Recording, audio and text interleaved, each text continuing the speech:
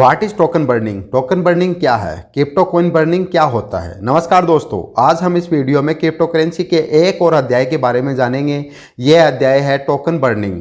आखिर token burning क्या होता है? टोकन बर्निंग क्यों किया जाता है? टोकन बर्निंग के क्या फायदे होते हैं? टोकन बर्निंग के क्या नुकसान होते हैं? आज हम इसके बारे में पूरा विस्तार से जानेंगे और समझने की कोशिश करेंगे आखिर इसका असली मतलब क्या होता है।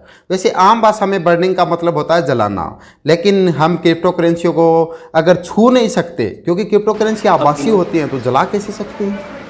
लेकिन हम क्रिप्टो करेंसी को जला नहीं सकते, तो फिर बर्निंग क्यों बोला जाता है? तो समझते हैं इसको, क्या होता है टोकन बर्निंग। टोकन बर्निंग एक प्रोसेस होता है जिसके अनुसार अपनी स्वेच्छा से क्रिप्टो करेंसी को सर्कुलेटिंग सप्लाई से हमेशा के लिए हटा दिया जाता है।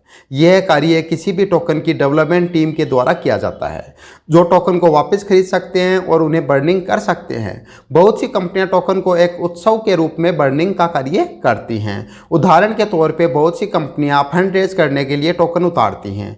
मार्केट में जब उसका फंड कंप्लीट हो जाता है तो बाकी बचे हुए टोकन को वह बर्न कर देती हैं। टोकन बर्निंग कैसे काम करता है? क्रिप्टो टोकन को एक बंद एड्रेस में, यानी कि फेरोजेन एड्रेस में भेज दिया जाता है। उस एड्रेस को बर्न एड्रेस बोला जाता है।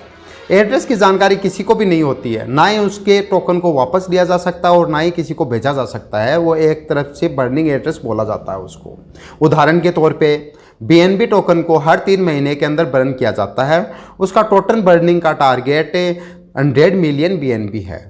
किस प्रकार के टोकन को बर्न किया जाता है? केवल सेंट्रलाइज क्रिप्टो करेंसी ही बर्निंग की जाती हैं, क्योंकि यह क्रिप्टो करेंसी पहले से माइनिंग की हुई होती हैं, जैसे कि रिपल कॉइन, BNB कॉइन या फिर बेबी डोजी।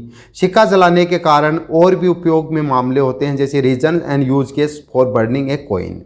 क्रिप्टो करेंसी विभिन्न उद्देश्यों के लिए बर्न किया जाता है, जिनको हम विस्तार से जानेंगे। सबसे पहले बात आती है टोकन की कीमत बढ़ाने के लिए बर्न किया जाता है, क्योंकि जिसकी सप्लाई कम हो जाएगी, डिमांड बढ़ जाएगी, तो उसकी कीमत ऑटोमेटिक बढ़ जाती है। क्रिप्टो कॉइन की कीमत को बढ़ाने के लिए बर्न किया जाता है। बर्न करने से कॉइन की सप्लाई कम हो जाती है, लेकिन डिमांड वही रहती है, जिसके फलस्वरूप उसमें मूल्य में बढ़ोतरी हो जाती है।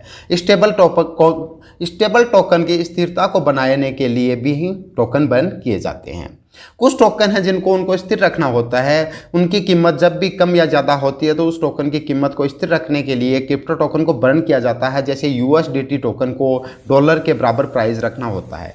टोकन को करेक्शन के लिए, किसी भी प्रोजेक्ट में कोई गलती हो जाने पर उस गलती को सही करने के लिए भी टोकन को बर्न किया जाता है। उदाहरण के तौर पर ट्विटर में अचानक से 5 बिलियन USDT आ जाते हैं, जिससे उसकी सप्लाई बढ़ जाती है। टोकन की सप्लाई में अस्थिरता से बचने के लिए टोकन को बर्न करना पड़ता है। टोकन धारकों को प्रोत्साहित करने के लिए बहुत सारे एक्सचेंज टोकन होल्डर को प्रोत्साहित करने के लिए टोकन की कीमत बढ़ाते हैं। कीमत को बढ़ाने के लिए बहुत सारे एक्सचेंज जैसे बाइनेंस, KuCoin, Huobi, OKX समय समय पर अपने टोकन को बर्निंग करते रहते हैं। प्रभावी कंसेंसस सिस्टम को बनाने के लिए प्रूफ ऑफ बर्न तंत्र ब्लॉकचेन नेटवर्क द्वारा कार्यान्वित एक सर्वसहमति से एल्गोरिथम है, जिसका उपयोग ब्लॉकचेन पर लेन देन को मान्य करने के लिए किया जाता है।